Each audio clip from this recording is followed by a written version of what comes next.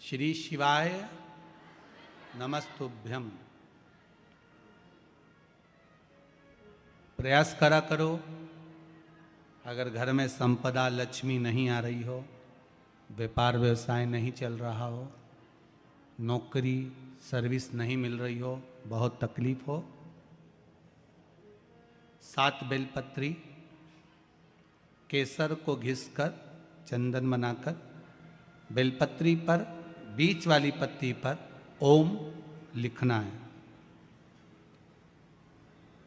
दोनों पत्तियों पर भी एक आद्यशक्ति जगदम्बा के नाम की केसर की बिंदी लगाना है, दूसरे में श्री गणेश रिद्धि सिद्धि के नाम की बिंदी लगाना है।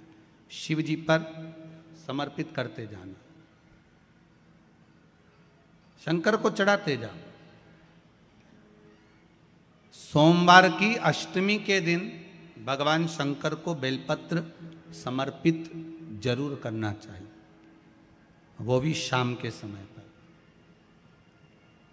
आप लोग तो जानते होंगे कि सोमवार की जो अष्टमी होती है, शंकर और पार्वती के मिलन का दिन होता है। किसके मिलन का है? जम के बोलिए। शिव और पार्वती के मिलन का दिन होता है सोमवार की अष्टमी का दिन। साल भर में लगभग 4 या 5 सोमवार की अष्टमी पड़ती है, इससे ज्यादा नहीं पड़ती। शिव और पार्वती के मिलन का दिन होता है सोमवार की अष्टमी। इसमें मां जगतजननी जगदम्बा अपनी 64 योगिनियों को लेकर शंकर भगवान के सामने नृत्य करती हैं जब सोमवार की अष्टमी पड़ती है। जैसे शिवरात्रि का महत्व होता है, उसी तरह सोमवार की अष्टमी का महत्व होता है। जब 64 योगिनियां माता शंकर भगवान के सामने नृत्य करती हैं, तब भगवान शिव उठकर खड़े होकर उन 64 योगिनियों को अपने हस्त कमल पर धारण करते हैं। और हस्त कमल पर धारण करते हैं तब उन 64 योगिनियों को लक्ष्मियां प्रदान करती हैं। लक्ष्मियों को, लक्ष्मी माता को वो 64 योगिनियां दी जाती हैं। लक्ष्मी मैया उन 64 योगिनियों को भगवान विष्णु के पास लेकर जाती हैं। भगवान नारायण उन 64 योगिनियों को ब्रह्मदेव के पास लेकर जाते हैं। उन 64 योगिनियों को ब्रह्मा जी ब्रह्माणी को प्रदान करते हैं। ब्रह्माणी उस 64 योगिनियों को ले जाकर माँ जगतजननी आद्यशक्ति को देती हैं। आद्यशक्ति उन 64 योगिनियों को ले जाकर शिव को समर्पित करती हैं। शंकर भगवान की कथा कहती है, सोमवार की अष्टमी पड़ने वाले दिन अगर बेलपत्र पर केसर का भाग लगाकर, ओम लिखकर केसर का ही तिलक लगाकर माँ आद्यशक्ति गणेश जी रिद्धि सिद्धि के नाम से 7 बेलपत्र शिव को समर्पित कर लाल वस्त्र में उसको बांधकर, जिसका व्यापार व्यवसाय या नौकरी सर्विस नहीं हो, बहुत कष्ट चल रहा हो, बहुत जिंदगी में दुख चल रहा हो, उसको 2-1 महीना रख कर देखो, बाबा लाइन लगा देगा आपकी संपदा की ओर, आपका हाथ पकड़ देगा। सोमवार की अष्टमी शिव को रिझाने की होती है, भगवान शंकर को मनाने के लिए, शिव को प्राप्त करने का एक साधन है। जिन लड़का लड़कियों का विवाह नहीं होता, सोमवार के अष्टमी के दिन अशोक सुंदरी वाली जगह, सबको मालूम है ना अशोक सुंदरी की जगह, अशोक सुंदरी वाली जगह पर 7 हल्दी की बिंदी रख दी जाए। लड़का लड़की जिसका विवाह नहीं हुआ उसका हाथ रख दिया जाए और वही हाथ के छापे पीपल के वृक्ष पर 5 लगा दिए जाएं। महाराज 3 महीने में उसका विवाह पक्का हो जाता है। सोमवार की अष्टमी का इतना भाव है महाराज, सहज नहीं है सोमवार की अष्टमी। शिव और आद्यशक्ति का मिलन है सोमवार की अष्टमी। भगवान शंकर और पार्वती का मिलन। ऐसी कौन सी कामना है जो शिव पूर्ण नहीं करते? बस आपका विश्वास, आप उस पर भरोसा करना तो पूर्ण करना। पूर्ण भरोसा मतलब छोड़ दिया। पूर्ण भरोसा मतलब शंकर जी के मंदिर में नारियल नहीं फूटता है क्या? नहीं, क्योंकि पूर्ण समर्पित होता है। शिव जी को आधा चावल का दाना भी नहीं चढ़ता, पूर्ण चढ़ाई है। शिव जी को आधा फल नहीं चढ़ता, पूर्ण चढ़ता है। श्रीफल भी चढ़ेगा तो पूर्ण चढ़ेगा। शंकर भगवान के पास में आधे का कोई काम नहीं है, उनको पूर्ण समर्पण चाहिए। आपका पूर्ण समर्पण अगर आप दोगे तो शिव उसको स्वीकार करेगा। शिव जी पे विश्वास कितना करना चाहिए? कई लोग पूछते महाराज जी आप बताओ शंकर भगवान पे विश्वास कैसे करें? तो हमने कहा जैसे पायलट पर करते हो वैसे भगवान शंकर पे करो। जैसे ट्रेन में बैठते हो तो ट्रेन चलाने वाले ड्राइवर पर करते हो, ऐसे शंकर भगवान पर करो। बस में बैठते हो तो बस के ड्राइवर पर करते हो, ऐसा भगवान पर करो। पायलट कैसा हवाई जहाज चला रहा है आपको मालूम है क्या? जम के तो बोलो, जम के बोलो। मालूम है? आप तो आराम से अंदर जाके पायलट का दरवाजा बंद, वो अकेला उधर, तुम इधर, अब बढ़िया चकाचक सो रहे हो। तो पायलट पर विश्वास किया कि नहीं किया कि वो कहाँ ले जा रहा है, कैसे चलाएगा, क्या करेगा? ना तो पायलट दिखे, ना आगे का दिखे, तुम्हें तो बादल ही बादल दिखे।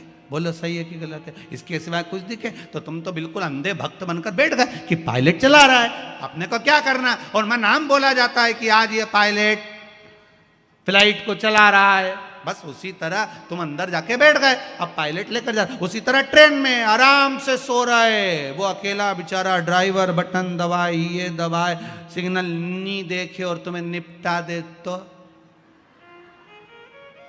पर भरोसा करा कि नहीं करा? जम के तो बोलो, करा कि नहीं करा भरोसा? विश्वास करा कि नहीं करा कि ड्राइवर चला रहा है, गाड़ी ले जा रहा है, ट्रेन चला रहा है, आप तो आराम से सो, रात भर सोए, चकाचक सवेरे उठे ना मुंडा घिसा, फिर बैठ गए ट्रेन के अंदर और ड्राइवर चला रहा है, अपने को कोई टेंशन ही नहीं, क्योंकि उस पर अपने विश्वास करा, उस पर भरोसा करा। बस वाला बस चला रहा है, तेज चला रहा, कम चला रहा, कैसी चला रहा, ऊंची चला रहा, नीची चला रहा, तुम तो बैठो। हाँ ज़्यादा तेज चला तो तुम भी कहते जरा धीमे चला भैया, भैया ऐसा चला भैया। और कई कई मालिकों की आदत रहती है, वो ड्राइवर को दिन भर टोका करते, धीरे धीरे धीरे, आराम से, धीरे, दचका है, स्पीड ब्रेकर है, सावधान रखो। अच्छा तुम तो कह देते हो कि धीरे धीरे, पर ड्राइवर से तो पूछो, अंदर अंदर इतनी गाली बकता, चुपचाप तो बैठ जा। और ड्राइवर ये सोचता होगा कि चुप ही नहीं बैठ रहे, तो बोले जाए बोले जाए बोले जाए। करा कि नहीं करा विश्वास? फ्लाइट चलाने वाले उस पायलट पर करा, ट्रेन चलाने वाले उस ड्राइवर पर करा, बस चलाने वाले उस ड्राइवर पर करा। जितना विश्वास कर कर आराम से तुम ट्रेन में सोए हो, फ्लाइट में आराम से सामान लेके बैठ गए हो, शंकर की कथा कहती उतना विश्वास तुम शंकर पर कर लो और शांति से जीना चालू कर दो, बाकी का सब निपटा लेगा वो। आराम से सो, क्या किसको रोइए, चादर तान के सोइए, वो भरोसा उस पर रखो, बने पटे।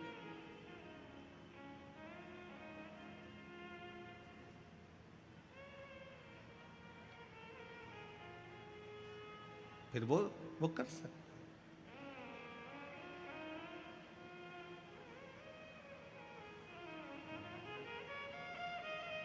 वो हो जाए। एक माता ने बहुत अच्छा प्रश्न किया है, सबके हित का है।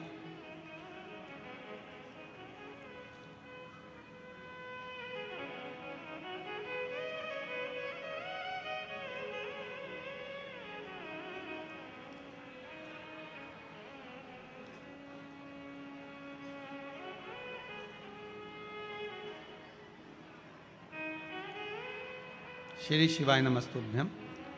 मैं निकिता वर्मा इंदौर से हूँ। गुरुजी, प्रश्न है, आपने कहा था रुद्राक्ष किसी के मरने पर या जन्म के स्थान पर पहनकर नहीं जाना चाहिए, पर मेरी माताजी तो हॉस्पिटल में नौकरी करती हैं, वहाँ जन्म भी होता है, मृत्यु भी होती है। पर जब से मेरी माताजी ने रुद्राक्ष पहना है तब से उनके बहुत कार्य हो गए। वो उतारना नहीं चाहती, मैंने उनको बोला है कि ऐसे समय पर नहीं पहनना चाहिए। उसका कोई जवाब? तो शिव महापुराण की कथा कहती है, अगर आप कर्म कर रहे हो, हॉस्पिटल में आप जॉब कर रहे हो, नौकरी कर रहे हो, तो आप उस रुद्राक्ष को पहन सकते हो, क्योंकि कर्म की प्रधानता में आप उसको धारण कर सकते हो। रुद्राक्ष सुख का अनुभव कराता है। एक मुखी से लेकर 14 मुखी तक रुद्राक्ष होते हैं। आपको पहले भी कथा में कहा, उसमें सबसे श्रेष्ठ रुद्राक्ष 2 होते हैं, एक मुखी और 7 मुखी। एक मुखी रुद्राक्ष भी बड़ा फलदायी होता है, पर बड़ी मुश्किल से मिलता है। अगर 1000 वृक्ष रुद्राक्ष के लगे हुए हैं तो 1000 वृक्ष में एक रुद्राक्ष पैदा होता है, एक मुखी, और वो भी वर्ष में केवल एक बार। कितनी बार? एक बार। बड़ी मुश्किल से मिलता है एक मुखी रुद्राक्ष और एक मुखी आदमी, बड़ी मुश्किल से मिलता है। एक मुखी रुद्राक्ष भी मुश्किल से मिलता और एक मुखी आदमी भी बड़ी मुश्किल से मिलता, जो अपनी बात पर अटल रहे। अब आज के ज़माने में तो गुरुजी हम जाएं दुकान पे तो एक मुखी रुद्राक्ष तो मिल जाता, 5-7 हज़ार रुपये, 2,000 रुपये, 5,000 रुपये, 3,000 रुपये, वो मिल सकता है। पर हमको नहीं मालूम। हमारे तो शास्त्र कर रहे हैं, शिव महापुराण वर्णन करती है, लिंग पुराण जो कर रही है, नर्मदा पुराण जो कर रही है, उसके अनुसार हजारों वृक्ष के भीतर एक रुद्राक्ष उत्पन्न होता है, बड़ी मुश्किल से होता है, वो एक मुखी रुद्राक्ष होता है, बड़ी मुश्किल। और एक बात अपनी जिंदगी में उतार कर रखिए, एक मुखी से लेकर 14 मुखी रुद्राक्ष होते हैं। उस रुद्राक्ष को अपने गले में धारण कर कर रखिए। शरीर से जब रुद्राक्ष टच होता है, शुगर, बीपी, थायराइड, ये ब्लड प्रेशर आदि की जो बीमारियां हैं वो धीरे धीरे समाप्त होने लगती है। आप लोगों ने कोरोना महामारी के अंतर्गत एक उपाय करा था, आपको मालूम होगा, कई लोगों ने करा। इसमें भी लिखा हुआ है कि हमारा पति अंतिम सांस गिन रहा था, डॉक्टर ने जवाब दे दिया था, परंतु कहीं बेड नहीं मिले, तब रुद्राक्ष का जल, जो रुद्राक्ष उत्सव में रुद्राक्ष मिला था, उसका पानी पिलाया तो वो ठीक होना प्रारंभ हो गया था। रुद्राक्ष अगर आपके घर में है और कोई व्यक्ति बीमार है, बहुत ज़्यादा बीमार है, तो रुद्राक्ष को पानी में गलाकर उसका जल थोड़ा थोड़ा देना प्रारंभ कर दो, उसको आराम मिलना प्रारंभ हो जाएगा। अगर रुद्राक्ष है आपके पास में, सिद्ध करा हुआ रुद्राक्ष है, तो उसका प्रयोग करो। एक माता जी ने अपना भाव लिखा है,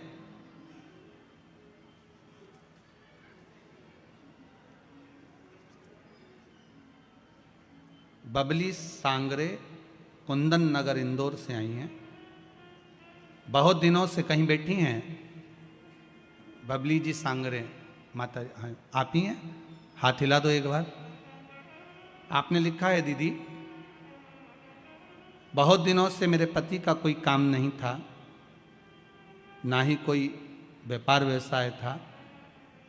पशुपति व्रत प्रारंभ किया और पहले दिन का व्रत पूर्ण हुआ, दूसरे दिन से ही उनको काम करने के लिए फोन आना प्रारंभ हो गया और उनकी नौकरी लग गई। बाबा की कृपा हो, आप विराजमान होइए। बहुत बहुत साधुवाद, बाबा कृपा करें। शिव कृपा होती है ऐसी है। आपका अगर विश्वास प्रबल है, भक्ति प्रबल है, शंकर के प्रति दृढ़ता है और विश्वास रखकर आप कोई उपाय कर रहे हैं, विश्वास रखकर शिव का अनुमोदन कर रहे हैं, विश्वास रखकर शंकर का भजन कर रहे हैं, विश्वास रखकर शिव महापुराण की कथा श्रवण कर रहे हैं, तो ये खाली नहीं जाएगी, बिल्कुल खाली नहीं जाएगी।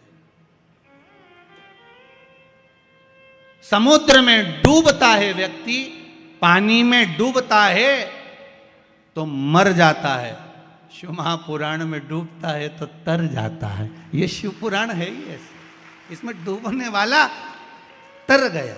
इसको बस शंकर को पकड़ लो एक बार, शिव को अपना लो। हाँ, थोड़ा दुख आएगा, थोड़ा कष्ट हो सकता है, हाँ रहता है। जो हम पूर्व में करे हैं कर्म, उसको तो भोगना पड़ेगा ना, थोड़ा दुख तो रहेगा इस जीवन में, ऐसा तो हो नहीं सकता। पाप व्यक्ति बहुत जरा से समय में कर देता है, पर भोगने में समय तो लगता है। किसी ने चक्कू उठाया, गुस्सा आया, गोप दिया, मर गया, कितनी देर लगी?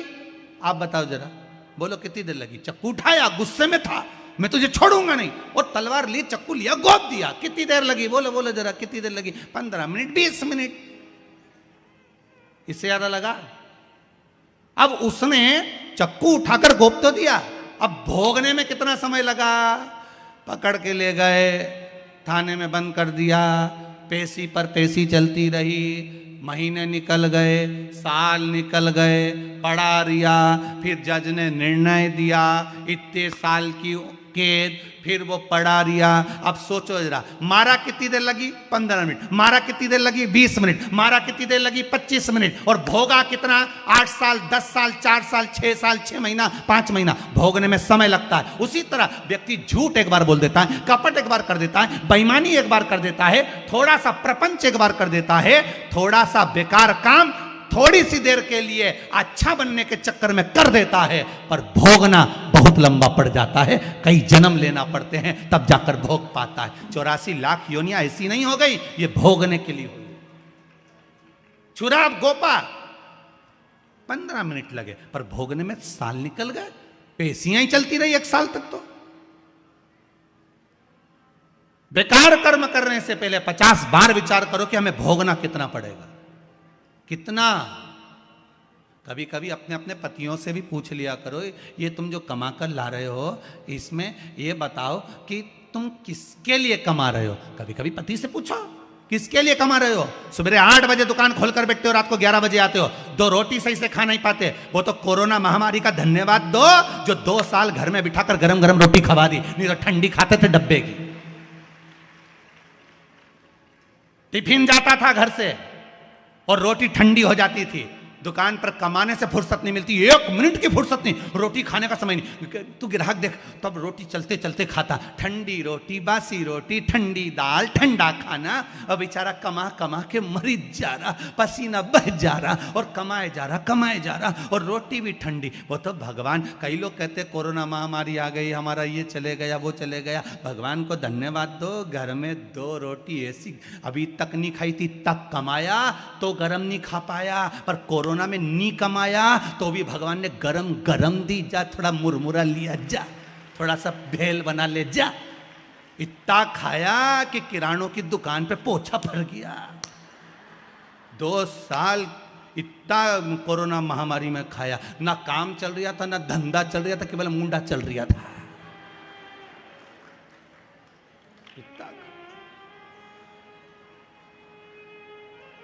टीवी में शिव पुराण चल रही थी, चाय लिया, चाय सबसे ज्यादा आफत तो पत्नियों की पड़ी थी। मैं अंदर ही अंदर कोस रही थी, आग लग जाए कोरोना को, मरे गए खाना बना के। सुबह उठते से बोला 8 बजे से, आज क्या बनाओगी? पत्नी बोली भाटा। नहीं है क्या? मोबाइल पे सर्च करा है कोई चीज? पत्नी बोली कई सर्च करूं।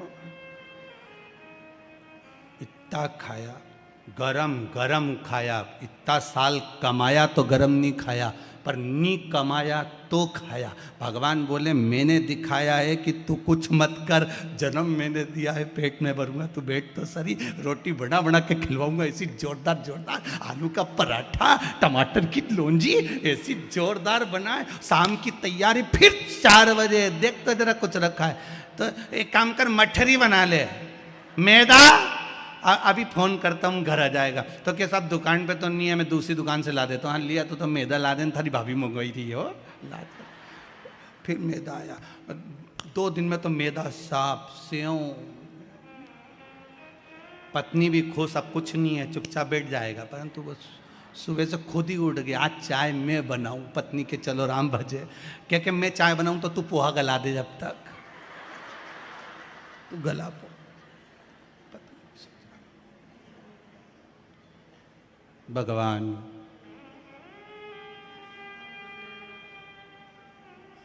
प्रभु आपकी कृपा से सब काम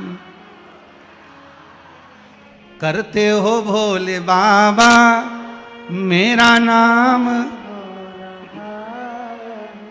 करा भजन। भगवान का स्मरण करो, कीर्तन करो, मंत्र जाप करो। थोड़ा सा पाप करा, भोगना बड़ा पड़ता है। उसी तरह थोड़ा कर्म बेकार करा, भोगना 84 लाख योनियों में पड़ता है। हमारे कर्म को हम सुधार लें तो जीवन की सार्थकता हो। विश्वास परमात्मा पर कर कर चलो तो जीवन की सार्थकता अपने आप बन जाती है। बस विश्वास परमात्मा पर हो।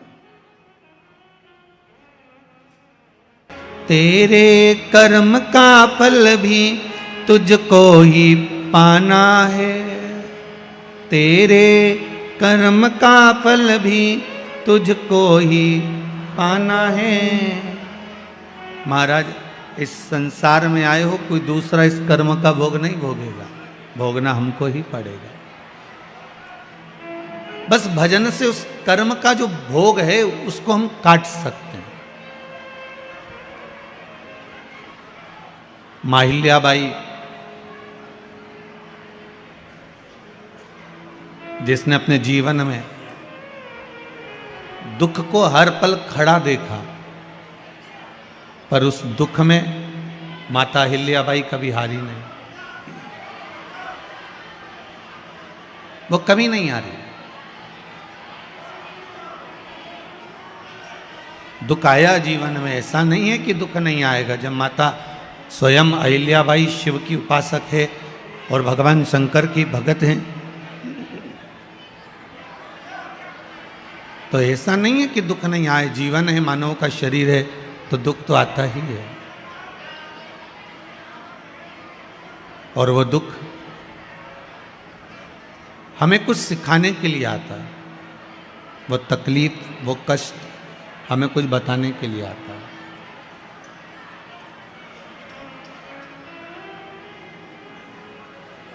थोड़ा सीखना है हमको, थोड़ा सा प्राप्त करना है हमको कि हमारे दुख की घड़ी में हमारे साथ किसने दिया है, हमारी दुख की घड़ी में हमारे संग कौन खड़ा हुआ है, हमारी दुख की घड़ी में हमारे साथ में परमात्मा की कितनी कृपा रही है, हमारी दुख की घड़ी में वो परमात्मा हमारे साथ कितने क्षण खड़ा है। अब संत भी यही कहते हैं, साधु, गुरुजन, महात्मा, जोगी, सन्यासी, तपस्वी, साधक, उपासक ये समझाने का प्रयास करते हैं जैसे एक अंधा व्यक्ति, उसका एक मित्र था जो आंखों से बड़ा अच्छा था, वो अंधा नहीं था।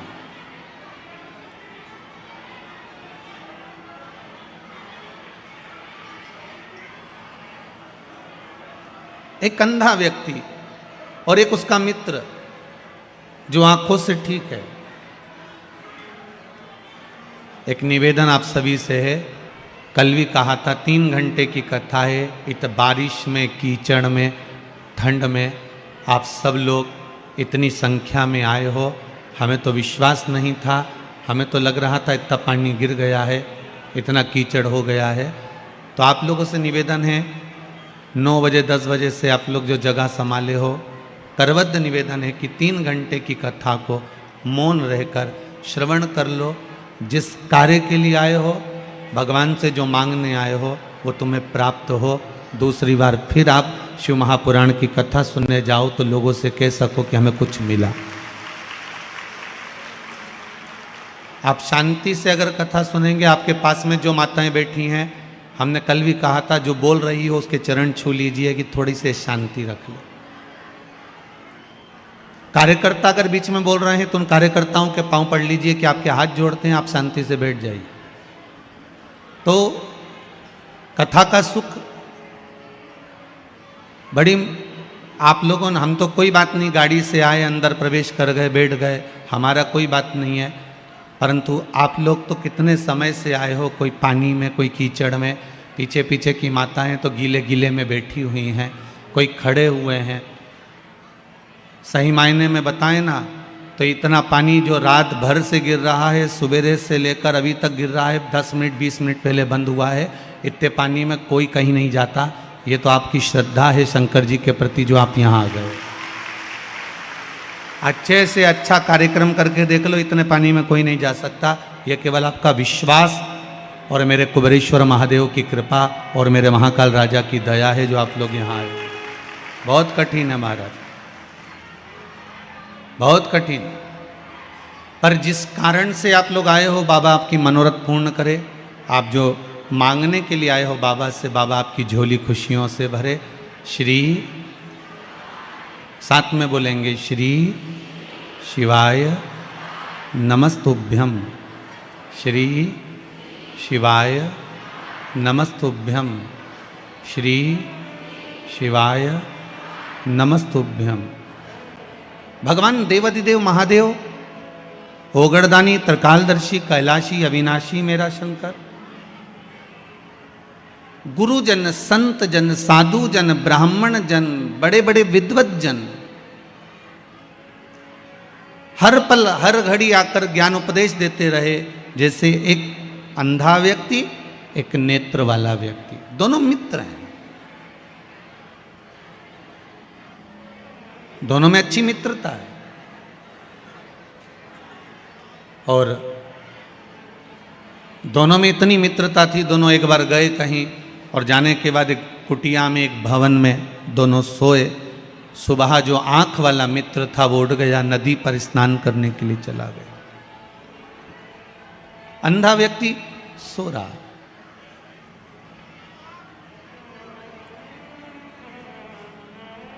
वो अभी जागा नहीं है, वो अभी सो रहा।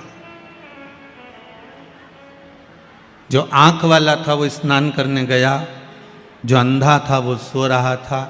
उठा, उठते से ही उस भवन में, उस कुटिया में उसने अपने डंडे को, अपनी छड़ी को, अपनी लठिया को, अपने डंडे को ढूंढने का प्रयास करा,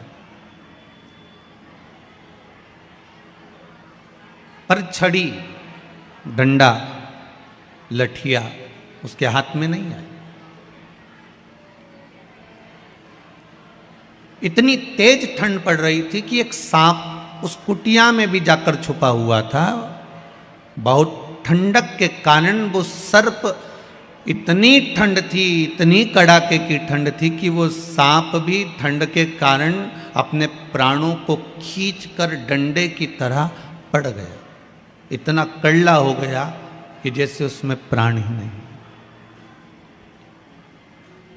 अंधे व्यक्ति ने अपनी डंडिया, अपनी वो लठिया, अपना जो डंडा है, जो छड़ी है, उसको ढूंढने का प्रयास करा। ढूंढते ढूंढते उसका हाथ उस सांप पर पड़ गया जो डंडे की तरह था। उसने हाथ फेरा तो उसको लगा, बताओ कितना अच्छा डंडा है, मेरा अपना डंडा तो कैसा था, पर ये डंडा तो बहुत अच्छा है, ये छड़ी तो बहुत अच्छी है। उसने उसी को उठा लिया। सांप भी ठंड के कारण अपने प्राणों को बचाकर, ओझल कर कर एक लठिया की तरह, डंडे की तरह पड़ा हुआ था।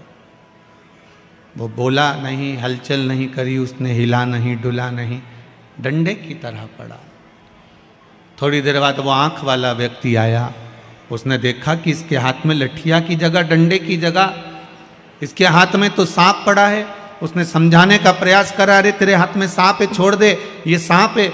वो समझने को तैयार नहीं था। उसको लगा कि मेरा अच्छा वाला डंडा ये ले लेगा और मुझे वो बेकार वाला डंडा पकड़ा देगा, इसलिए वो सुनना नहीं चाहता था। बहुत समझाया उसको, बहुत कहा गया उसको, पर वो मानने को तैयार नहीं था कि ये सांप तुझे डस सकता है, ये सर्प है, ये अभी चिकना लग रहा है, अभी अच्छा लग रहा है, पर बाद में तेरे ऊपर ये विष उगल सकता है, ये तुझे समाप्त कर सकता है। तो इससे बच ले, इसको फेंक दे, अपने डंडे से काम लेकर उससे चलने का प्रयास कर। पर वो नहीं माना, और नहीं माना। आखिरी में जो आंख वाला था वो थोड़ी दूर पर गया। सर्प अपनी ओरिजिनल पोजीशन में आया। वापिस उसने उस अंधे व्यक्ति को डस लिया। उसने अंधे व्यक्ति को डसा। वह आंख वाले ने कहा, मैंने कहा था तुझको कि बच ले। संत उस आंख वाले व्यक्ति की तरह होते हैं, पुराण उस आंख वाले व्यक्ति की तरह होती है, रामायण उस आंख वाले व्यक्ति की तरह होती है, भागवत उस आंख वाले व्यक्ति की तरह होती है जो समझाने का प्रयास करती है कि देखो ये काम, ये लोभ, ये विषय, ये आसक्ति, ये वासना, ये तृष्णा, ये सब चमकदार है, ये लगते बड़े अच्छे हैं पर डसते बड़े बुरे हैं। और जब ये डस लेते हैं, जब अहंकार रावण को डस सकता है, अहंकार कंस को डस सकता है, अहंकार हिरण्यकशिपु को डस सकता है, तो ये अहंकार, ये असत्यता, ये अभिमान, ये लोभ, ये वासना, ये तृष्णा, ये वो सर्प है कि कभी भी डस सकता है। संत, साधु, सन्यासी, तपस्वी, साधक समझाते हैं कि हमको इससे बचना है।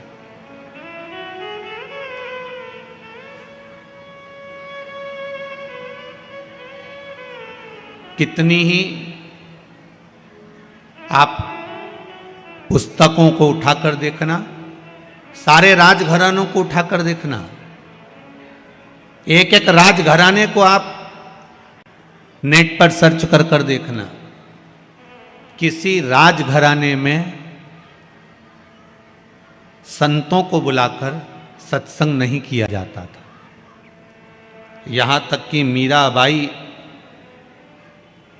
चर्मकार श्री रविदास जी महाराज, जिनको उन्होंने अपना गुरु बनाया था, मीराबाई रविदास जी के पास में जाती थी तो राजघराने के लोग टोका करते थे कि कहां तूने कौन को गुरु बनाया है।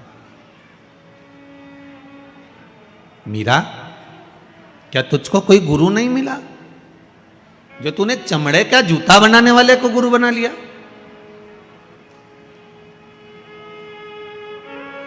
एक एक राजघराने को उठाकर देखिए, एक एक राजघराने की ओर जाकर देखिए। किसी राजघराने में, किसी स्थान पर, किसी राजघराने में संतों को बुलाकर सत्संग नहीं किया जाता था। मात्र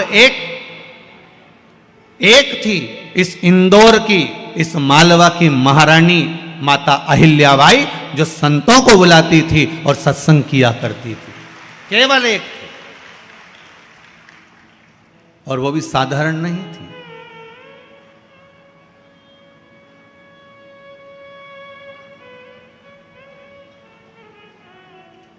सत्संग, भगवान का भजन, स्मरण, भले तुम्हें अभी काम ना आए कोई बात नहीं, पर विश्वास रखिएगा कि एक ना एक दिन ये सत्संग, ये प्रवचन कहीं ना कहीं काम आ ही जाता है। एक माता ने लिखा है,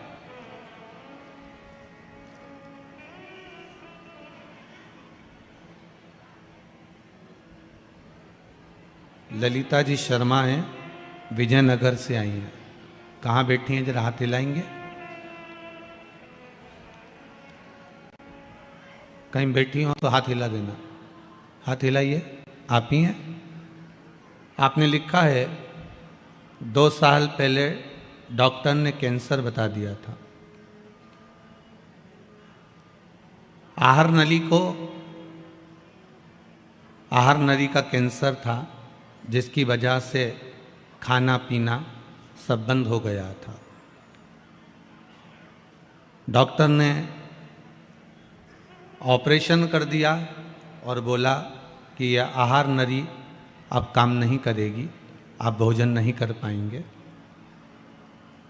पर देवाधिदेव महादेव की कृपा से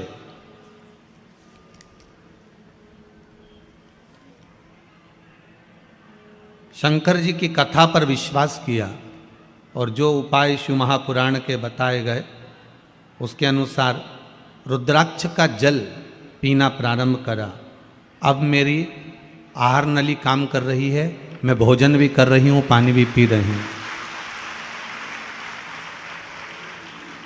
एक लाइन इन्होंने नीचे लिखी है कि डॉक्टर भी आश्चर्य में पड़ा हुआ है कि ये कभी जिंदगी में नहीं हो सकता, ये कैसे हो रहा है। जहाँ सारे डॉक्टर हार जाते हैं वहाँ एक डॉक्टर और बैठा है, वो देवाधिदेव महादेव है। जब अपने बेटे का सिर काटकर हाथी का मुख लगा सकता है, ससुर का सिर काटकर बकरे का मुंह लगा सकता है, तो सबसे बड़ा सर्जन तो ऊपर बैठा हुआ है, वो कुछ भी कर सकता है। बस विश्वास होना चाहिए। बैठ जाइए बहन, बैठ जाओ। बहुत बहुत साधुवाद था। बाबा पर आपका विश्वास अटूट है और आप स्वस्थ रहें। आपका विश्वास अगर प्रबल है, भरोसा दृढ़ है।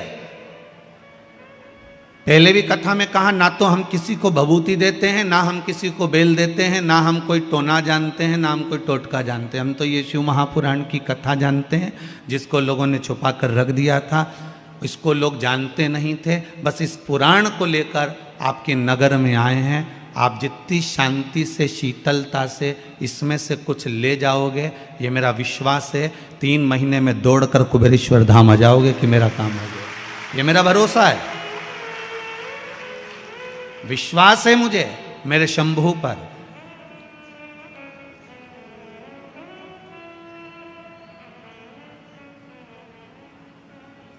जैसे श्री गुरु नानक देव जी महाराज को भरोसा था अपने शिष्य पर। एक शिष्य कहता ईश्वर भगवान गुरुदेव आप कहते हो, गुरु नानक देव जी से कहा कि आप कहते हो कि भगवान सर्वस्व है और वो मुझे नजर ही नहीं आता।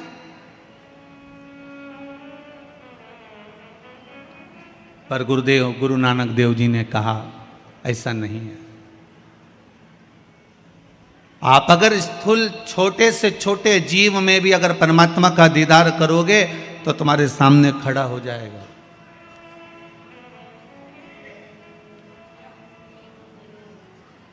मात्र 13 वर्ष की आयु थी गुरुदेव की, गुरु नानक देव जी की, मात्र 13 वर्ष के थे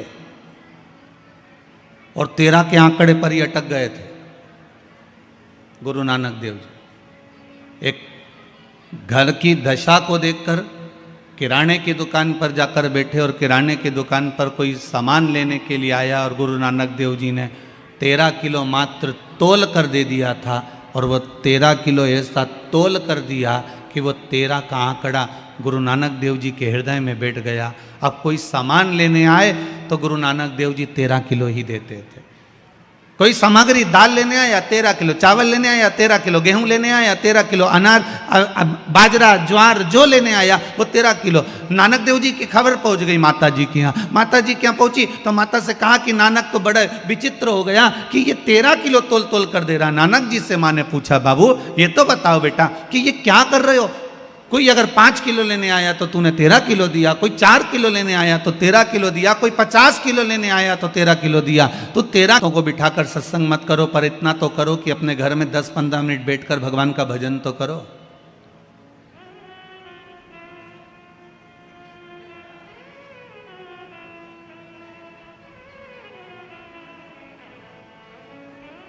इतना तो करो कि भगवान का भजन कर सके वो।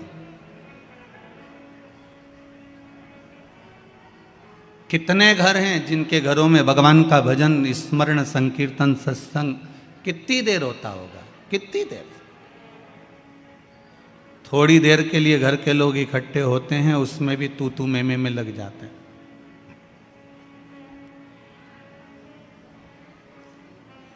क्योंकि भोजन बनाने वाली माताएं भी भोजन को श्रेष्ठता में सिद्ध नहीं कर रही, बना नहीं रही हैं। अगर भोजन बनाते समय भगवान का भजन श्री शिवाय नमस्तुभ्यम, नमः शिवाय, ओम नमः शिवाय, राम नाम कृष्ण नाम शिव नाम जो मन मर्जी आ जाए, भोजन बनाते बनाते बनाते बनाते आपका मन जब भगवान की भक्ति में लगे और भोजन जब तैयार और वो भोजन जब परोसा जाए तो उसमें भजन जुड़ जाता है और भजन जुड़ गया तो उसका सुख अपने आप बढ़ जाता है।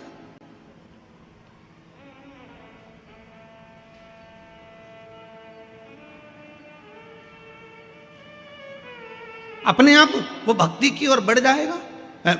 वही बात, सुंदरता होगी तो लुच्चों की नजर जरूर होगी।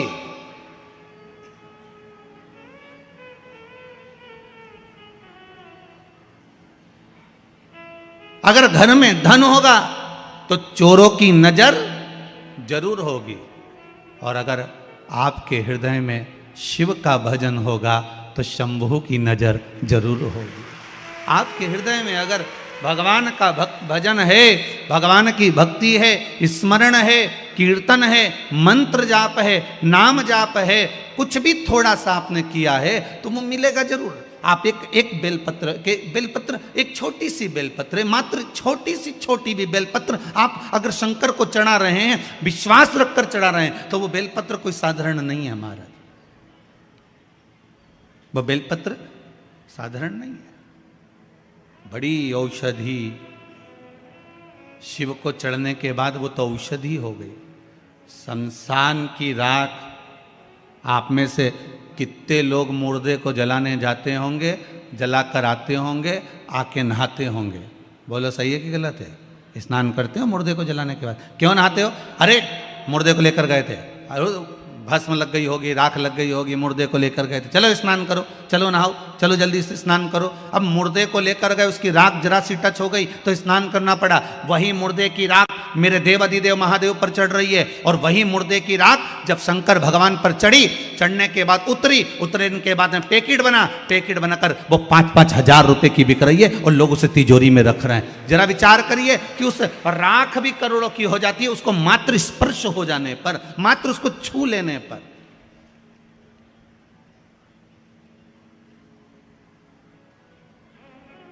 मात्र स्पर्श किया है उसको।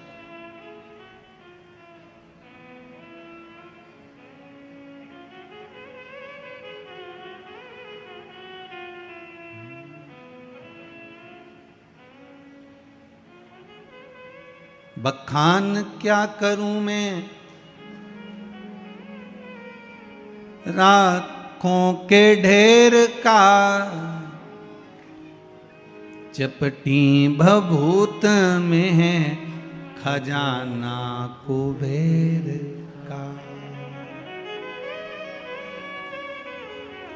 बखान क्या करूं मैं राखों के ढेर का, चपटी भभूत में है खजाना कुबेर का। हे गंगधार मुक्ति द्वार ओमकार तू, भोले ओमकार तू। आयो शरण तिहारी बोले तार तार तू। भगवान वो भस्म मात्र, और ध्यान दीजिए वो भस्म भी कोई साधारण नहीं है जो शिव जी पे चढ़ी है।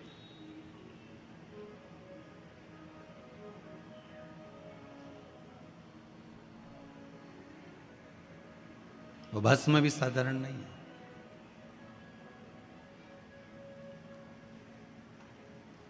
जो भगवान शंकर पर समर्पित हुई है।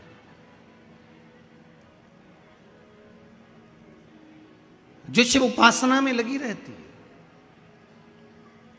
एक बहुत सहज सी बात कहेंगे, आपके जीवन के लिए बहुत काम आएगी। कोई पैसा लेकर भग गया, नहीं दे रहा ना, आप जरा शांति रखना, बहुत शांति रखिए।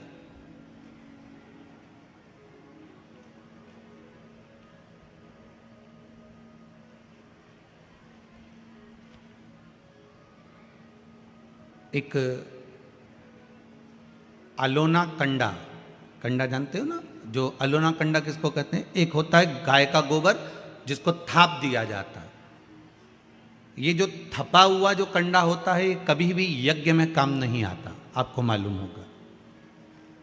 अब आज के ज़माने में तो भले आप सब जानते ही हो कि लोग मानते तो कुछ है नहीं, पर जिस पर हाथ का छापा पड़ गया, थप गया, वो यज्ञ में हवन में काम नहीं आता। हमारे बीच में 2 संत बैठे हुए हैं, आपके भी स्मरण में रहा होगा कि जो थाप दिया जाए, जिस पर हाथ का छापा आदि पड़ जावे और उसको थाप दिया जाए, वो कंडा कहलाता है। और वो पूजन में या यज्ञ आदि में उसका क्रम नहीं है।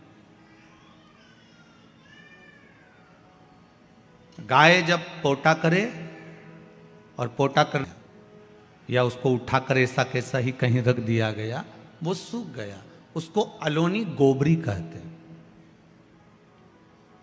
उसको अलोना कंडा कहते हैं। उस पर कोई छापा नहीं डला है, उस पर कोई ट्रेडमार्क नहीं लगा है, उस पर कोई आपका हाथ नहीं छुआया गया है, उसमें कोई वस्तु की मिलावट नहीं है।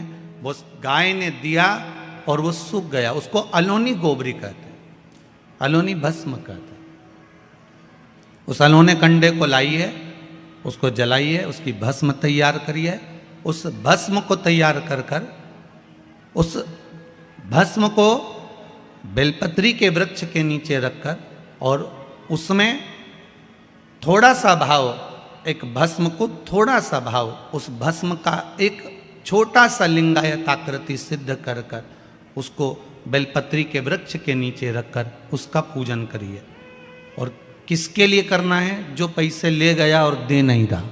आपने हाथ पैर जोड़ लिए, फोन कर लिए, 50 बार बोल दिया, 50 बार विनती कर दी, वो नहीं दे रहा ना, वो नहीं दे रहा। आप उसके लिए एक भस्म का लिंग तैयार कर कर उसका पूजन, उसका स्मरण कर कर उससे विनती कर ले। बाद में उसी का विसर्जन उसी वृक्ष के नीचे जल डालकर धीरे धीरे नाम स्मरण कर कर छोड़ दें। उस भस्म का थोड़ा सा भाग लेकर आए, मस्तक पर तिलक लगाकर केवल एक बार या तो फोन पर बात कर लें या उसको बोल दें कि हमारा धन दे दीजिए। उसके बाद बाबा जाने और बाबा भस्मी धारी जा रहे। अब वो भूत भावन भूतेश्वर भगवान भस्म रमाने वाला रमैया मेरा शिव सब जान लेगा। आपको तो केवल एक बार उससे बात करना है या फोन लगाना, फिर बाबा के हाथ में। ये आपके जीवन में बहुत काम आएगा, बहुत। जैसे आपको पहले कहा था कि अगर धन चले जाए, पैसा कोई चोरी चले गया, कोई वस्तु चली गई, कोई वस्तु जाने पर अपने को क्या करना है? गवर्नमेंट अपना कर्म कर रही, पुलिस अपना काम कर रही, वस्तु गुम गई है, नहीं मिल रही है, एक 5 मुखी रुद्राक्ष कटोरी में शहद और जल रखकर या शक्कर रखकर बीच में घर का पूरा सेंटर मिलाकर नाभि में रख दीजिए उसको। महाराज 5 से 7 दिन लगते हैं, जो वस्तु गई है उसकी सूचना मिल जाती है, वस्तु प्राप्त होना प्रारंभ हो जाती है। तो ऐसा नहीं आप करोगे। इन पत्रों में बहुत सी चीज़ें हैं, पढ़ेंगे, बोलेंगे। यहाँ आप लोगों को माइक तो हम देंगे नहीं क्योंकि भीड़ ज़्यादा है, पर प्रयास पूरा करेंगे कि आपकी बात जन तक पहुँचे।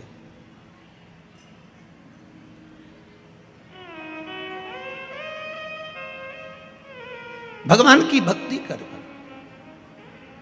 शिव पर चढ़ी हुई एक एक वस्तु, शंकर पर चढ़ा हुआ एक एक सामग्री, शिव पर चढ़ा हुआ एक पुष्प, शिव पर चढ़ी हुई एक बेलपत्र या शंकर के नाम का अनुमोदन कोई साधारण नहीं हो सकता, कोई साधारण नहीं।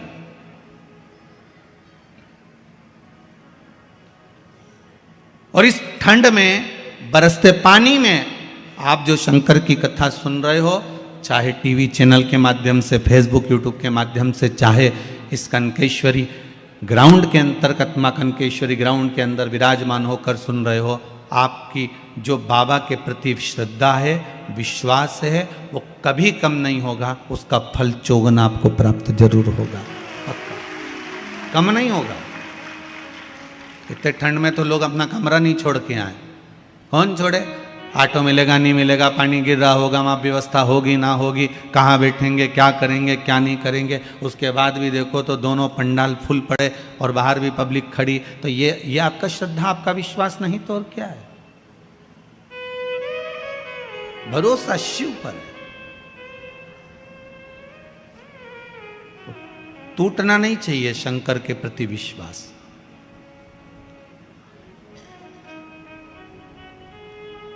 कोई कुछ भी करे पर हमारा भरोसा नहीं टूट सकता। कोई ताला भी लगाए, चाहे कुंडी भी लगाए, अभी पाला नहीं पड़ा है भोले बाबा से, मेरी प्रीत ना छूटेगी भोले भोले बाबा से, शंभू बाबा से, मेरी प्रीत ना टूटेगी भोले। प्रीत नहीं टूटने वाली। भगवान शिव का स्मरण करो, भक्ति भाव, नाम जाप, नाम कीर्तन, नाम स्मरण में ये जब चित्त जुड़ जाए एक बार। माता अहिल्याबाई संतों को बुलाती, सत्संग करती, भजन करती, कीर्तन करती, स्मरण करती। और क्यों करती? क्योंकि हम करेंगे तो हमारी पीढ़ी आने वाली करने वाली। एक माता पिता ने अपने बच्चे को समझाया, सुनो शाम को गुरुजी आएंगे, प्रणाम करना हो। बच्चे ने कहा ठीक है। शाम को गुरुजी आ गए। गुरुजी आ गए तो इतने में माता जी ने कहा चलो गुरुजी आए, दंडवत करो, प्रणाम करो। उसने कहा नहीं करूंगा। माँ ने 2 थप्पड़ दिया धर के, गुरुजी को प्रणाम नहीं करता, नहीं करना, जा। अब बच्चे तो बच्चे ठहरे, नहीं करा। बच्चा रोने लगा। इतने में पिताजी आ गए। पिताजी ने कहा बेटा अपने गुरुजी हैं, प्रणाम करो। बेटा बोले नहीं करना, जा।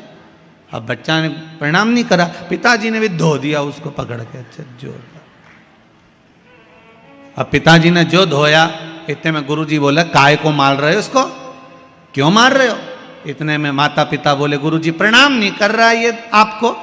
गुरुजी बोले नहीं कर रहा तो मत करने दो, कम से कम तुम दोनों तो करो। अब उसके चक्कर में क्यों पड़े हो कि वो प्रणाम नहीं कर रहा, तुम दोनों तो करो। इतने में माता पिता ने झुक के गुरुजी को प्रणाम करा। गुरुजी को प्रणाम करते हुए देखकर उस बच्चे ने माता पिता के सामने गुरुजी को साष्टांग दंडवत करा। हम सुधरेंगे, युग सुधरेगा, हम बदलेंगे, जम के तो बोलो, युग बदलेगा। कब बदलेगा? नहीं, दिन भी तो निश्चित करो, बदलना कब है? तुम कब बदलने वाले हो? धर्म की, इतनी सी आवाज, धर्म की, अधर्म का, प्राणियों में, विश्व का। कब होगा? होगा कब ये तो बता। तुम्हारे कहने से तो तुम कहते कहते तो पूरी जिंदगी हो गई तुम्हारी। कल्याण हो, कल्याण हो, कल्याण हो। घर में 2 कल्याण हो गए पर कल्याण नहीं हुआ। कब होगा? स्वयं को सुधरना पड़ेगा। हम सुधरेंगे, युग सुधरेगा। तुम कब सुधरोगे? जब आप भगवान की भक्ति में लगोगे, आप भजन में लगो। माता कहती है हमारी बहू हमारे पांव नहीं छूती, हमारी बहू हमें प्रणाम नहीं करती, दिन भर पलंग पर बस केवल सोती रहे और खाए और कमरा में चली जाए, कभी प्रणाम नहीं करे। तो हमारा निवेदन है, तुम करती थी उसका असर क्या होता है वो दिखाया गया शिव महापुराण की अहिल्या माहिल्या शिव पुराण में आप श्रवण करिए। पहुंच गई राजमाता भवन के अंदर, बहू को बुलाया, बहू आई। सुनो बेटा, एक बात आपसे पूछना चाहेंगे, आप बताओगी? हाँ मां, बोलो क्या बात है? राजमाता ने कहा बेटा, अगर किसी माँ के सामने उसके पुत्र को मारा है, उसी तरह उसकी माँ के सामने उसके पुत्र को मारा जाए। बस इतना सा जवाब सुनना था और अहिल्याबाई होलकर ने अपनी बहू को गले से लगा लिया कि तेरा निर्णय बड़ा गजब है। मैं चाहती हूं मेरे जाने के बाद अगर मेरी बहू भी यहां बैठे तो निर्णय सही दे पाए। यह सत्संग से होता है।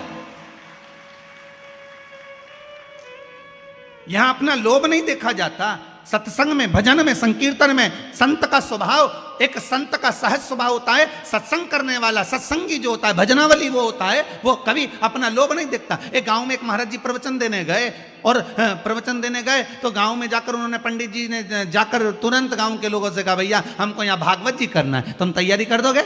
हाँ कर देंगे, पर भागवत होती कैसी है? गांव के लोगों को मालूम ही नहीं इतना। तो उन्होंने कहा तुम तो एक बस बिछात कर देना, उस बिछात पे हम पट्टा रख के बैठ जाएंगे, भागवत कर देंगे। अब उनके गांव में कोई बिछात मिछात थी नहीं।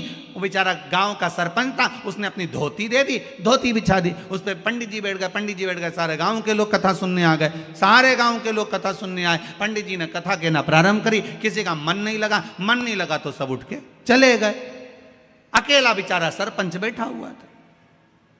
पंडित जी ने पूरी कथा कही, बाद में अक्षतम केशवम राम नारायणम जैसे पंडित जी ने करने के बाद पंडित जी ने सरपंच साहब से पूछा, क्यों साहब सब चले गए, आप नहीं गए? उसने कहा जाने को तो मैं कब का चले जाता, पर मेरी धोती पे तो आप बैठे थे। मतलब कहीं ना कहीं व्यक्ति का लोभ जुड़ा हुआ था, इसलिए वो वहां पड़ा हुआ है। पर संत, साधु, सन्यासी, तपस्वी, साधक, उपासक, ब्राह्मण जन, साधु जन, तपस्वी जन, इनके भीतर कहीं लोभ का भाव नहीं होना चाहिए। इनके भीतर तो केवल एक समर्पण का भाव हो कि मुझे प्रदान करना है, मुझे देना है।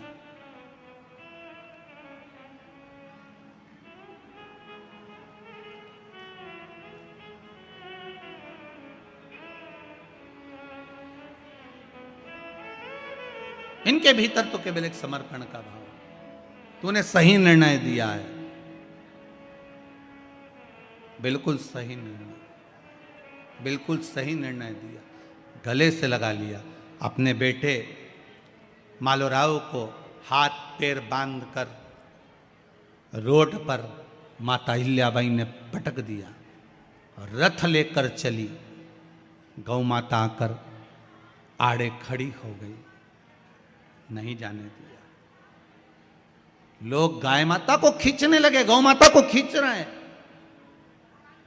आड़े खड़ी थी मां, जाने नहीं दे रही थी। माता हिल्याबाई की आंख में आंसू भर गए। मां मां होती है, गजब। क्षमा की मूर्ति है गौ माता। गौ माता को लगा मेरा पुत्र मर गया, पर किसी माता के सामने उसका पुत्र कैसे मर जाए। स्वयं गौ माता आड़ बनकर खड़ी रही, इसलिए आज भी इंदौर में आड़ा बजा रहे। आज भी इंदौर में आड़ा बजा रहे, जहां गौ माता खड़ी थी अपने अहिल्याबाई के पुत्र को बचाने के लिए। पर निर्णय की कितनी प्रबल थी। सत्संग निर्णय की प्रबलता देता है।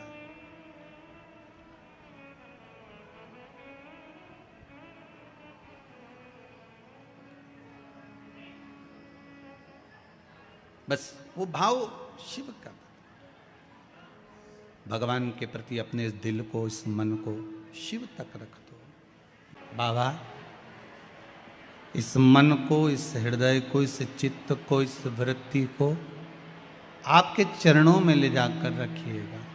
जीवन में अगर दुख आए तो आप हमारे सम्मुख में खड़े हो जाए, ऐसा भाव बाबा से व्यक्त। तेरे भगत ने तुझको पुकारे, तेरे भगत ने तुझको पुकारे, दिल मेरा रखना तेरे, दिल मेरा रखना तेरे।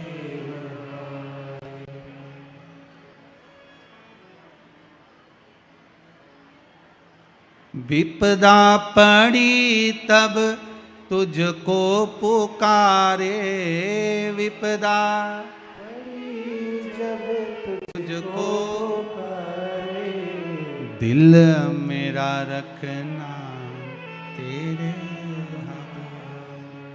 दिल मेरा रखना तेरे। हे बाबा शंभु त्रिकालदर्शी, सत्संग निर्णय भी देता है, सत्संग निर्णय भी देता है। आप करो। तो एक लाइन पहले माताएं गाती थी, हमने तो यहीं जगजीवन राम नगर में सुनी है। वो क्या नाम था, शांताबाई गाती थी बड़े अच्छे से जगजीवन राम नगर में। तो संतों के संग में लागरी तेरी अच्छी बनेगी।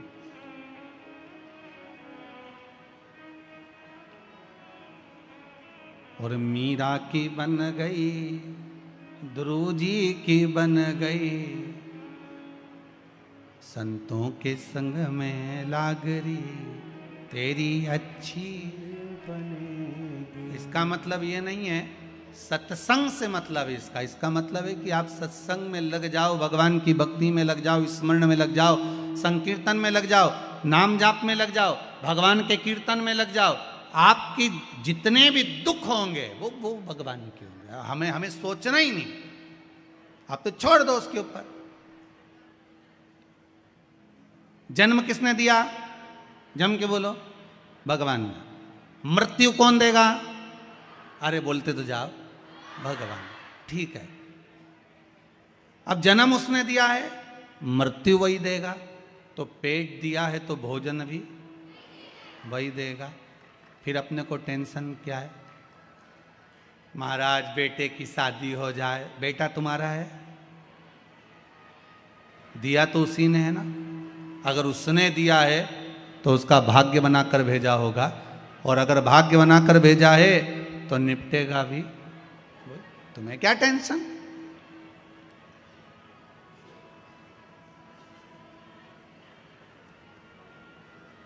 तुम्हें तो मालूम भी नहीं था कि तुम अच्छे घर में पैदा हो जाओगे। वो तो भगवान को धन्यवाद दो, हर बार, हर घड़ी, हर पल, हर क्षण। बहुत अच्छा करा प्रभु, अच्छे घर में पैदा करा। कहीं भिखारी के घर में पैदा कर देते तो यहीं कहीं राजवाड़ा के आसपास में कटोरा लेके बैठे रहते। तुम्हें मालूम था कि तुम अच्छे घर में पैदा हो जाओगे? ना हमको मालूम था, ना आपको मालूम है कि अपन अच्छे घर में पैदा हो जाएंगे, अच्छे कुल में पैदा हो जाएंगे। और भगवान को धन्यवाद दो, पूरा डिपार्टमेंट अच्छा दिया, पूरा डिपार्टमेंट। हाँ, थोड़ा बहुत ये बाल उड़ गया वो तो चले, पर भगवान से प्रार्थना कर रहे कि पूरा डिपार्टमेंट अच्छा दिया। नेत्र भगवान ने दो दो अच्छे दिए, नहीं तो उसकी मर्जी होती। जैसे आज के जमाने में मनुष्य अकड़ जाए, नहीं मैं तो नहीं दूं 4 पूड़ी, जा क्या कर लेगा, 2 ही पूड़ी दूंगा जा, इतनी सब्जी दूंगा जा। और ऐसा अगर भगवान अकड़ ले कि 1 ही दूंगा जा, फिर क्या? तो उसको धन्यवाद दो कि तूने गजब की कृपा करी, डिपार्टमेंट पूरा दिया, आंख भी 2, हाथ भी 2, पांव भी 2, जीवान केवल 1। भगवान से कहा प्रभु 2 क्यों नहीं दी? भगवान बोले 1 ही गजब कर जाएगी, पूरे इंदौर में आग लगा जाएगी, तो रहने दे तू। भगवान भी बोले बहुत है, 1 ही रख ले हो। तो प्रभु ये दांत काय के लिए दिया? भगवान बोले जीवान की सेफ्टी के लिए दिया, ज्यादा बोले तो काट दे, इसको कतर दे। एक दिन जीवान ने दांतों से कहा तुम मेरे 32 भाई हो, तुम मेरा ध्यान रखना हो, मुझे काट मत देना। 32 की 32 दांत बोले बेन हम तेरा ध्यान दे, तू हमारा ध्यान देना, किसी से आड़ी टेढ़ी मत किया जाए, नहीं तो एक में 32 की 32 निपट जाएगा, तू हमारा ध्यान दे लीजो। बस तो कितनी कृपा, भगवान से धन्यवाद देते रहो। नेत्र दिए, हाथ दिए, पांव दिए, मुख दिया, ये सब कृपा करी। और अगर मालूम पड़े भगवान अगर एकाध चीज नहीं देता, हाथ एका निपटा देता, पांव निपटा देता, तो अच्छा लगे कहीं? भगवान ने कहा नीरे नी, इसने बहुत भगवान की भजन करा है और नीचे जाएगी तो फिर भजन करेगी, शिव महापुराण तो सुनी लेगी। इसलिए भगवान ने कहा पांव भी पूरा पूरा दो, हाथ भी पूरा पूरा दो, नेत्र भी पूरा पूरा दो, और मुंडा में जीवान भी पूरी दो। ये कम से कम जपे तो सरी। और जिसका शरीर भगवान के भजन में काम नहीं आया, ये पांव तीर्थ नहीं गए, कथा में नहीं गए, मंदिर देवालय नहीं गए, अगला जन्म सांप का पक्का। ये जीवान ने भजन नहीं करा, दिन भर दही वड़ा और गुलाब जामुन को स्वाद चखा, दिन भर चखा दही वड़ा और गुलाब जामुन का स्वाद, आखिरी में मेंढक का जन्म पक्का, बिल्कुल पक्का। अभी कोई कह रहा था गुरुजी हमने हमारी जिंदगी में कभी पीला कलर का मेंढक नहीं देखा, पर अभी 2-1 साल से पीला मेंढक बहुत दिख रहा है। तो हमने कहा ये अभी जो मरे ना, डिपार्टमेंट ऊपर गया है, तो इनने कभी भजन नहीं किया, तो इनको डिजाइन चेंज करके नीचे भेज दिया गया, इन्हें कलर चेंज। तो इनके देख के तुम भी समझ जाओ, पीला मेंढक नहीं बनना हो तो राम नाम गाओ, कृष्ण नाम शिव नाम भजन करो। कि पापीड़ा रामुख से राम नहीं निकले, राम नहीं निकले रे श्याम नहीं निकले, वो काई जाने हरि भजना में, जीवन गवाए दियो सजना में। पूरी जिंदगी तो सजने में गवा दी, भजन क्या खाक करा। और गुरु जी ने जानी एक माला दे दी, माला रखी आई चूल्हा में, वो कहीं जाने हरि भजना में। पूरी जिंदगी गुरु जी ने जानकर एक माला दे दी, वो माला भी कहीं छोड़ कर। दक्ष प्रजापति ने यज्ञ रखा, सभा बुलाई, सारे देवता बैठे हुए हैं, सारे देवता।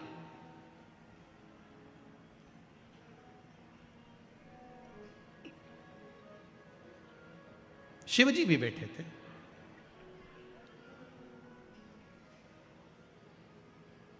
बड़े प्रसन्न होकर शंकर भगवान बैठे थे। दक्ष प्रजापति का आगमन हुआ, ससुर है,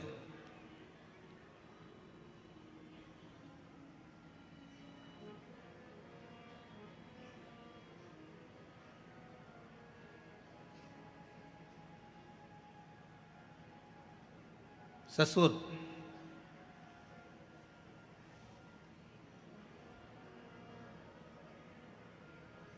ससुर का मतलब जानते होगे ना आप लोग, तो है? जानते हो सब लोग? सारे सुर निकलवा दे वो ससुर, जानते हैं? दक्ष प्रजापति क्रोध में आ गया, मेरा दामाद मेरे सामने बैठा है, उठकर खड़ा नहीं हुआ, आदर नहीं करा, सम्मान नहीं करा, सत्कार नहीं करा। क्रोध आ गया दक्ष प्रजापति को और खड़े होकर बोला, सुनो हे शिव, हे शंकर, तुम मेरे दामाद होकर तुमने मेरा अपमान करा है, मैं तुम्हें श्राप देता हूं कि तुम शमशान में निवास करोगे। शंकर भगवान बड़े खुश हो गए, उन्होंने अपना डमरू उठाया, नाचना प्रारंभ कर दिया। भगवान विष्णु बोले, प्रभु नीचे बैठ जाओ, दिया है संसार ये शमशान में रहने का। शंकर भगवान बोले, मेरे ससुर जैसा दुनिया में किसी का ससुर नहीं होगा, मेरा कितना भला सोचा है, मुझे प्लाट भी दिलाया तो ऐसी जगह दिलाया जहां कोई कब्जा ही नहीं करेगा। इतनी जोरदार जगह मिली है, बता रहे शमशान में निवास करेगा, तो शमशान में कौन कब्जा करेगा? कौन कब्जा करे शमशान में? हाँ, 2-4 बार पार्वती जी को जरूर बुरा लगा। माता पार्वती ने शिव जी से कहा, भोलेनाथ जी मेरे को बहुत बुरा लगता है शमशान में रहना। शंकर भगवान पूछे, वो क्यों? कोई मिलने ही नहीं आता। शंकर भगवान बोले, तू काय को टेंशन लेती है, जो नहीं आएगा उसको बांध के लाएंगे, तो क्यों चिंता करती? तू फ्री रहे, एकदम टेंशन फ्री, चिंता करने की जरूरत नहीं। प्रभु अपने यहाँ कोई मिलने नहीं आता। शंकर जी बोले, तू तो आराम से रहे, अभी नहीं आएगा तो बाद में आएगा, बाद में नहीं आएगा तो फिर बाद में आएगा, नहीं आएगा तो बांध के लाएंगे। तुम देखना कितनी जोर से बांध के ले जाते हैं। सबको मालूम है ये मर गया, जो मर जाता है सबको मालूम है ना, मर गया बेचारा, रात का मरा, दिन का मरा, सुबह का मरा, सबको मालूम है। उसके बाद भी जो अर्थी बांधने वाले होते हैं बड़े एक्सपर्ट होते हैं, खींच और खींच, उधर से खींच, जमके खींच। और बापड़ा पड़ा पड़ा भी सोच रहा होगा, छोड़ दो रे, खींच और खींच, और दमदारी से खींच खुचा के और लेके गए। शंकर भगवान भी मन में सोच रहे, आ गया पार्वती, बहुत दिनों से नहीं आया था ये, इसे दुकान और जायदाद नहीं छूट रही थी। पार्वती जी बोली, प्रभु इसका अगला जन्म काहे का होगा? शंकर जी बोले, अभी रुक जा, मैं पूछ के बताता हूँ। ब्रह्मा जी से पूछा, ये अगले जन्म में क्या बनेगा? तो कि छिपकली। तो कि छिपकली क्यों? क्योंकि इससे इसकी दुकान नहीं छूटी तो दुकान में चिपकेगा मरकन्नी के पीछे। क्या मरकन्नी बोले? ट्यूबलाइट बोले, ट्यूबलाइट के पीछे। तो जितनी छिपकली तुम्हारे यहाँ ट्यूबलाइट के पीछे चिपकी दिखे, समझ लेना वही है जिनसे छूटा नहीं है। तुम चिंता मत करो रे, तुम छिपकली नहीं बनोगे, तुम घर छोड़ के आए हो। जिनसे घर नहीं छूटे वो छिपकली बने, नए मकान में जाके चिपक जाए, तो तुम्हें टेंशन लेने की जरूरत नहीं है। तुम तो बढ़िया उसके सामने ऐसे खजूर वाली चोटी बना के यूज घूमो। मालवा के संत श्री नागर जी महाराज भजन गाए कि मेरो क्या तो करे गो यमराज, जब गुरु मेरो समरथ है। बस ऐसी अक्कड़ में, मेरो क्या तो करे गो यमराज। पर पड़ोसन से कहते ना, तू तो छिपकली बनने की मारी, अब तू छूटे नहीं ना घर, इसे घर नहीं छूटे तो चिपक जा, चिपके पड़े। लोग पूछे कि तू क्यों इतरावे, क्या तो मिला जो तू फूलों समावे। मेरो एक ही मंत्र महान के गुरु मेरो समरथ, मेरो क्या तो करे गो यमराज, जो गुरु मेरो समरथ। अब सोचना क्या है, जब गुरु समर्थी है, भगवान मिल रहा है, परमात्मा प्राप्त हो रहा है, थोड़ा छोड़ना प्रयास करिए, नहीं छूटता। बहुत बहुत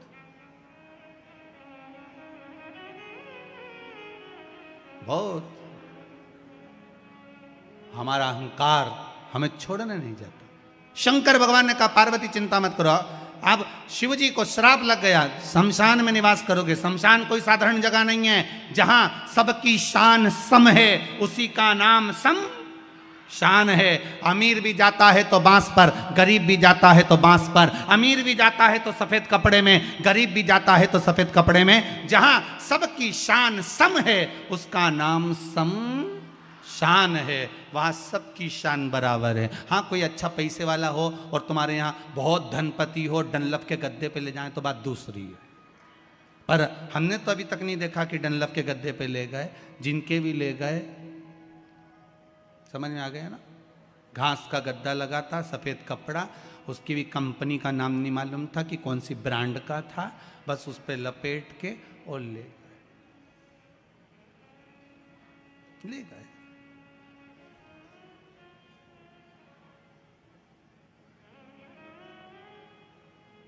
पहुंचा दिया। अब शिव जी को श्राप लग गया, शंकर भगवान खुश हो गए। कोई अगर कुछ बोले भी ना तो उसमें सबसे बड़ी प्रसन्नता आपकी होना चाहिए। एक बात बहुत ध्यान देना, जीवन में अगर दुख आए ना, कितना भी दुख हो, पहले भी कथा में कहा कुबेरेश्वर धाम से, जिंदगी में कितनी भी तकलीफ हो, कितना भी दुख हो, कितनी भी दुख हो, प्रसन्न रहना सीख लो। दुख में भी प्रसन्न रहो।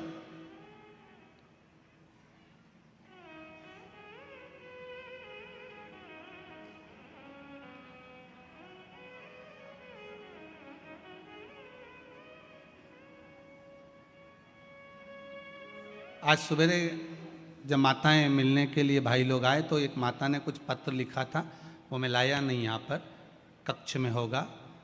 उस पत्र में लिखा था, गुरुजी मैं शंकर जी को घड़ी देने वाली हूँ। मैंने उस पत्र को पढ़ा, जिसने लिखा होगा वो यहाँ बैठी होगी, तो उसने लिखा मैं शंकर जी को एक घड़ी भेंट करना चाहती हूँ। अब पत्र में प्रश्न भी था तो पत्र में उत्तर भी था। मेरे मन में आई है मैं घड़ी शंकर जी को भेंट करूं, तो किस लिए करी होगी? तो उसने नीचे लिखा है, भगवान आते हैं ये पक्का है, पर समय भूल जाते हैं। भगवान आते हैं ये पक्का है, पर समय भूल जाते हैं। इसलिए मेरा मन है कि भगवान भी समय पर आए, इसलिए मैं एक बार उनको घड़ी दे दूं कि टाइम देख लिया करो, हमारा दुख का घड़ी है, तुम आ जाया करो समय देख कर। वो बैठी होगी यहीं हो, जिन्हें घड़ी बैठ करी शंकर जी की।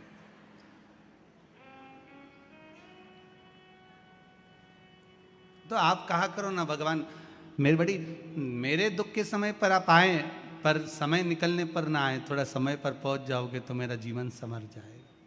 मेरा जीवन, पहले भी कथा में कहा, काल बनाने वाला महाकाल है। घड़ी उसने बनाई है, पल उसने बनाया है, समय उसने बनाया, नक्षत्र उसने बनाया। एक एक घड़ी, पल, समय, नक्षत्र, वार, तिथि सब शंकर ने बनाया। फिर निवेदन करूंगा, घड़ी खराब हो जाए, समय बेकार हो जाए, घड़ी अगर बेकार हो गई तो किराने वाला नहीं सुधारेगा, घड़ी बेकार हो गई कपड़े वाला नहीं सुधारेगा, घड़ी को घड़ी की दुकान पर लेकर जाओ तो घड़ी सुधार देगा। अब कोई कहे कि वो भगवान हमारी घड़ी सुधार देगा, वो भगवान हमारी घड़ी सुधार देगा, वो घड़ी सुधार देगा। जिसने घड़ी बनाई, शिव महापुराण में लिखा है, वार शंकर जी ने बनाया, तिथि शंकर जी ने बनाई, नक्षत्र शंकर जी ने बनाया, पल शंकर जी ने बनाया, एक एक महीना, तिथि, वार, समय, नक्षत्र, घड़ी, पल सब शिव ने बनाया। तो घड़ी को घड़ी की दुकान पे ले जा। एक बार शंकर जी के पास जाके महाकाल राजा से कहो तो सही कि मेरा काल बेकार चल रहा है, समय बेकार चल रहा है, तुम काल अधिपति हो, मेरा काल नहीं सुधार सकते, मेरा समय नहीं सुधार सकते, मेरी घड़ी बेकार हो गई, 4 साल हो गए, कमाई नहीं, इनकम नहीं, तुम क्या कर रहे हो? शंकर भगवान के घड़ी तो तू जमाने भर में लेकर गया, मेरे पास लेके आया, घड़ी की दुकान पे लाता तो 2 मिनट में सेल डाल के चालू, तुरंत। तुम मुझसे बोल तो ऐसा सेल बदलूंगा। एक बार शिव महापुराण की कथा सुन ले, बैटरी चार्ज, घड़ी चालू, फिर कहीं अटके ही नहीं, पूरा की पूरा कांटा चले, फिर तो एक नहीं अटके, नहीं छोटा से लेके बड़ा, बड़ा से लेकर छोटा, सब चल रही है एक जैसे। और जब घड़ी फिर डाउन हो तो तुम फिर निवेदन है शिव महापुराण की कथा में पहुंच जाओ, फिर वापस पहुंच जाओ, कथा चार्ज कर। सती मैया, अब दक्ष प्रजापति ने यज्ञ रखा, सबको बुलाया, शिव जी को नहीं। मेरे बाबा तो भी अलमस्त थे, वो नहीं, उनको कोई टेंशन नहीं था कि नहीं बुलाया तो क्या हुआ। अपने को बड़ी चिंता रहती, बता पड़ोसन ने शादी करी, हमारे यहाँ तो पत्री कहीं नहीं दी, भूल गई होगी, हो सकता है, तुम तो शांति से तो रखो। उसने नहीं दी तो क्या हुआ, बाद में जो गुलाब जामुन बचेगी वो तुम्हारे यहीं तो भेजेगी, उसमें क्या टेंशन, नहीं दी तो नहीं दी। या तो पहले गुलाब जामुन खा लो या बाद में खा लो, भूल जाएगी तो बाद में मिठाई का डब्बा भेज देगी कि जीजी मैं तो भूल गई थी, मिठाई तेरे यहाँ भेज दी इसलिए, तुम नहीं आई, हमारे यहाँ पत्र नहीं आया था। अच्छा कोई बात नहीं, भगवान शिव ने कहा कोई बात नहीं, नहीं बुलाया ना अच्छा है, कोई टेंशन वाली बात नहीं, नहीं बुलाया मत बुलाना, पड़े रहना। पर चिंता माता सती को लगी थी। ये माताओं को जो टेंशन होता है ना, ये थोड़ी सी बात की चिंता लेकर बहुत बड़ी बात कर लेती, थोड़ी सी बात। एक मेरा निवेदन रहा है माताओं से कि आप जितना बन सके ना उतना अलमस्त रहना सीख लो, क्या किसको रोइए, चादर तान के सोइए। जीजी ने क्या कहा, सास ने क्या कहा, जेठानी ने क्या कहा, जरा सी बात में आप अपने पति से कहोगी उन तुम्हारी मम्मी ने ऐसा कह दिया, बेचारा पति उदास होगा, क्या मतलब, कह दिया ना खत्म काम कर। पर कईयों की आदत रहती है, जरा सी बात सुनी नहीं, भगोने जैसा मुंडा हुआ नहीं। अब बेचारा पति रोटी खाने बैठा और इसका मुंडा देख के उसके मुंडा में रोटी नहीं जाए, वो भी सोचे कहां से आ गया, दुकान पे ही अच्छा था, 2 समोसा खा लेता अपना पेट भर लेता, इस जगदम्बा का मुंडा तो नहीं दिखता। अब वो चुप, क्यों कहो, जब घर पर कोई आए, मेहमान, अतिथि, पति, कोई भी आया, आपके चेहरे पर स्माइल होना चाहिए, प्रसन्नता, चेहरे पर प्रसन्नता। जितनी प्रसन्नता आपकी करवा चौथ के दिन होती है नहीं, उतनी प्रसन्नता होना चाहिए। जब चलनी में उसका मुंह देखो, उसका चरण छुओ, धोक लगाओ सिर पे बढ़िया ऐसा बक्कल मक्कल लगा के, इधर क्लिप मिलिप लगा के, और जब तुम उसको धोक लगाओ, तुम उसको धोक लगाओ, वो चंद्रमा को धोक लगाए, इसको परमानेंट एसी कर दो भगवान, वो चंद्रमा से वैसी प्रसन्नता होना चाहिए, चेहरे पर प्रसन्नता हमेशा हो। फिर निवेदन करेंगे, क्रीम की चमक 6 महीना, 2 साल, 4 साल की होती है, और अच्छे कर्म की चमक जीवन पर्यंत होती है। आप अपना कर्म श्रेष्ठ करते रहिए, संवारते रहो अपने जीवन को, आप स्वयं सुंदर बनते चले जाओगे, आपको सुंदर बनने की जरूरत नहीं पड़ेगी। शिव जी का तो गुणगान ही कहता है, सत्यम शिवम सुंदरम, सत्याया शिव मिला, शिव मिला तो जीवन सुंदर, जीवन को फिर बेकार नहीं माना जाएगा, सुंदरता, सुंदर।